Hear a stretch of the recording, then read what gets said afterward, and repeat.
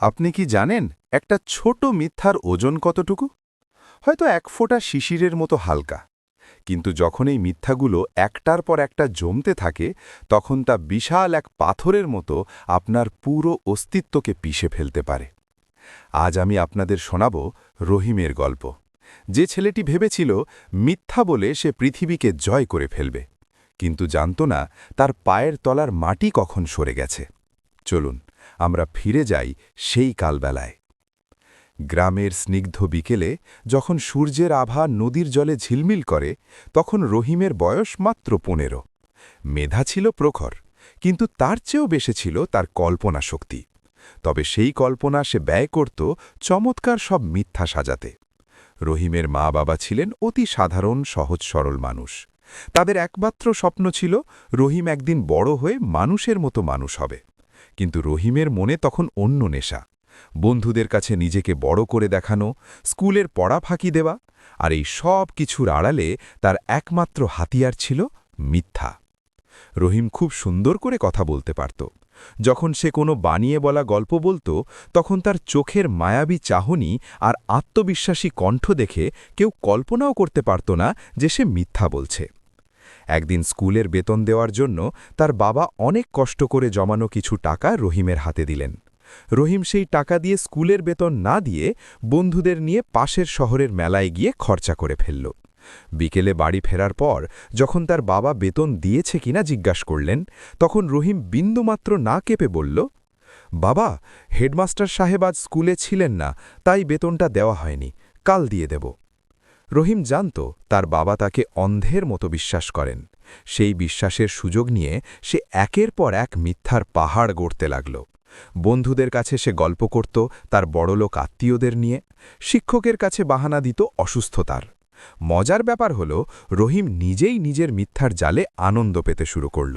সে ভাবত সত্য বলে কষ্ট পাওয়ার চেয়ে মিথ্যা বলে সাময়িক সুখ পাওয়া অনেক ভালো। কিন্তু পাপ তো আর চাপা থাকে না। একদিন বিকেলে গ্রামের হাটে রহিমের বাবার সাথে স্কুলের এক শিক্ষকের দেখা হয়ে গেল। কুশল বিনিময়ের পর শিক্ষক যখন কথায় কথায় বললেন, রহিম কেন গত এক সপ্তাহ ধরে স্কুলে যাচ্ছে না, তখন রহিমের মাথায় যেন আকাশ ভেঙে পড়ল।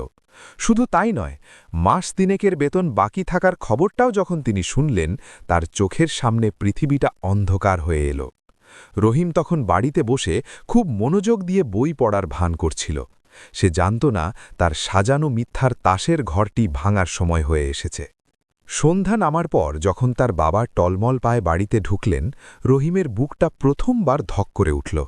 বাবার সেই নীরব চাহনিতে আজ অন্য রকম এক হাহাকার ছিল। সেদিন সন্ধ্যায় রহিম যখন দেখল তার বাবা উঠানের এক কোণে পাথরের মতো বসে আছেন, তার বুকের ভেতরটা যেন হিম হয়ে এলো। বাবা কোনো চিৎকার করলেন না, রহিমকে মারধরও করলেন না, শুধু ভাঙা গলায় বললেন, রহিম, তুই যে আমার সাথে মিথ্যা বললি সেটা বড় কথা না রে। বড় কথা হলো আমি এখন মানুষের সামনে মুখ দেখাবো কি করে। লোকে বলবে করিম মিয়ার ছেলে চোর, সে টাকা আত্মসাৎ করে মেলায় জুয়া খেলে। বাবার এই শান্ত কণ্ঠস্বরের আঘাত রহিমের গায়ে চাবুকের চেয়েও বেশি লাগল। কিন্তু রহিমের ভেতরে থাকা সেই জেদি আর অহংকারী সত্তাটি তাকে সহজে হার মানতে দিল না। সে নিজের ভুল স্বীকার করার বদলে আরও বড় এক মিথ্যার আশ্রয় নিল।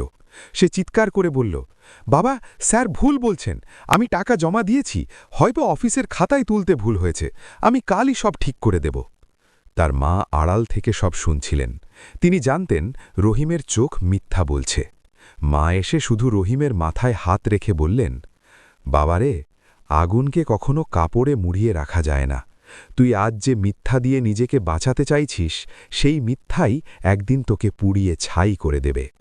রহিমের মা জানতেন না তার এই কথাটি কত বড় ভবিষ্যৎবাণী হয়ে দাঁড়াবে। পরদিন স্কুলে যাওয়ার নাম করে রহিম গ্রাম ছেড়ে পালিয়ে গেল। সে ভাবল কিছুদিন লুকিয়ে থাকলে সব ঠিক হয়ে যাবে। কিন্তু মিথ্যার পরিণাম বড়ই নিষ্ঠুর। সে যখন শহরের এক সস্তা হোটেলে কাজ নিল, সেখানেও সে তার অভ্যাস ছাড়ল না। মালিকের কাছে নিজের পরিচয় গোপন করল, বলল তার বাবা মা নেই, সে এক অনাথ ছেলে। মালিক দয়া করে তাকে আশ্রয় দিলেন। কিন্তু নিয়তি ছিল অন্যরকম। একদিন সেই হোটেলের ক্যাশ থেকে কিছু টাকা চুরি হল। রহিম চুরি করেনি, অন্য কেউ করেছিল, কিন্তু যখন মালিক সবাইকে জিজ্ঞেস করলেন তখন সবাই এক বাক্যে রহিমের ওপর আঙুল তুলল। কেন? কারণ রহিম যে আগে থেকেই অনেক ছোটখাটো মিথ্যা বলে আসছিল তা সবাই জানত। যে মানুষ একবার মিথ্যা বলে তার সত্য কথাগুলো তখন মিথ্যার মতো শোনায়। রহিম চিৎকার করে কাঁদছিল, আমি নেইনি, বিশ্বাস করেন, আমি চুরি করিনি। কিন্তু কেউ তাকে বিশ্বাস করল না। হোটেলের মালিক তাকে অপমান করে ঘাড় ধাক্কা দিয়ে বের করে দিলেন। বৃষ্টির মধ্যে রাস্তায় দাঁড়িয়ে রহিম বুঝতে পারল, যে মিথ্যার অস্ত্র দিয়ে সে এতদিন নিজেকে আড়াল করতে চেয়েছিল, সেই অস্ত্রই আজ তাকে রক্তাক্ত করেছে। তার নিজের কোনো পরিচয় নেই, কোনো আশ্রয় নেই। এক রাতে সে খবর পেল তার বাবা তার এই নিখোঁজ হওয়া আর মানুষের অপমানে স্ট্রোক করেছেন। তিনি এখন বিছানায় শায়িত, কথা বলার শক্তি হারিয়ে ফেলেছেন। রহিমের পায়ের তলার মাটি সত্যি সরে গেল। সে বুঝতে পারল তার একটি ছোট মিথ্যা আজ তার সাজানো সংসারটাকে মরুভূমি বানিয়ে দিয়েছে। সে বাড়ির দিকে দৌড়াতে লাগল, কিন্তু তার মনের ভেতরে তখন এক বিশাল অপরাধবোধ কাজ করছিল। সে ভাবছিল, বাবা কি তাকে ক্ষমা করবেন, নাকি এই মিথ্যার বোঝা তাকে সারা জীবন বয়ে বেড়াতে হবে। রহিম যখন গ্রামের মেঠো পথ দিয়ে দৌড়ে বাড়ির উঠোনে এসে দাঁড়াল, তখন চারদিকে এক অদ্ভুত নিস্তব্ধতা। সেই চঞ্চল রহিম আজ নেই, তার পরনের কাপড় ছেড়ে গেছে, পায়ে জুতো নেই, চোখে কেবল অনুশোচনার নোনা জল। সে দেখল বারান্দায় এক কোণে তার মা জায়নামাজে বসে অঝরে কাঁদছেন। রহিম সাহস করে ডাকল, মা। মা মুখ তুলে তাকালেন, কিন্তু সেই চোখে আজ শাসন নেই, আছে কেবল এক গভীর শূন্যতা। তিনি আঙুল দিয়ে ইশারা করলেন ঘরের ভেতরের দিকে।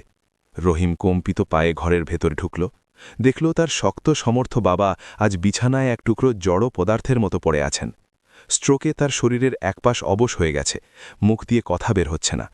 রহিম বাবার পায়ের কাছে ধপ করে বসে পড়ল।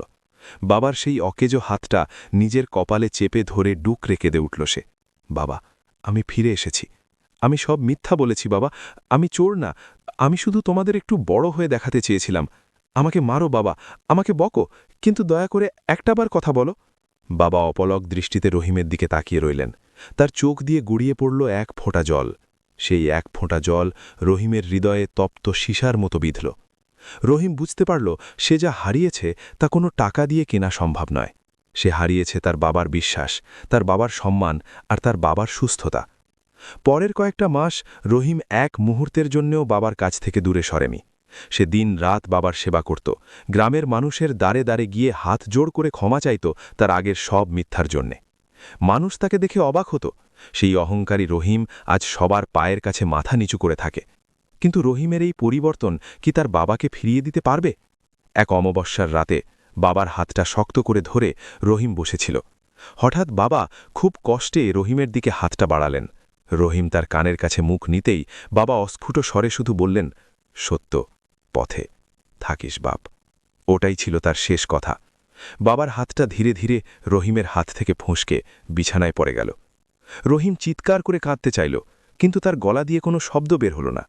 সে বুঝতে পারল তার বাবা তাকে ক্ষমা করে দিয়ে গেছেন ঠিকই, কিন্তু রহিমের মিথ্যার কারণে যে ক্ষতটা বাবার বুকে তৈরি হয়েছিল তা নিয়েই তিনি ওপারে চলে গেলেন। আজ রহিমের কাছে সব আছে, সে এখন আর মিথ্যা বলে না, সবাই তাকে বিশ্বাস করে। কিন্তু যার বিশ্বাসের জন্যে সে আজ সত্যের পথে ফিরেছে, সেই মানুষটাই আর নেই। বন্ধুরা, রহিমের গল্পটা হয়তো এখানেই শেষ, কিন্তু আমাদের জীবনে কি রহিমের মতো ভুলগুলো রয়ে যাচ্ছে না? আমরা ভাবি একটা ছোট মিথ্যা বললে কি হয়, কিন্তু মনে রাখবেন, একটা ছোট আগুন যেমন পুরো বন পুড়িয়ে ছাই করে দেয়, একটা ছোট মিথ্যাও আপনার সাজানো জীবনটাকে ছারখার করে দিতে পারে। মিথ্যার জয় সাময়িক, কিন্তু সত্যের শান্তি চিরন্তন। সময় থাকতে আপন মানুষদের মূল্য দিতে শিখুন, কারণ হারিয়ে গেলে হাজারো সত্য আর অশ্রু দিয়েও তাদের আর ফেরানো যায় না। ভালো থাকবেন সবাই, আর রহিমের মতো ভুল কেউ করবেন না।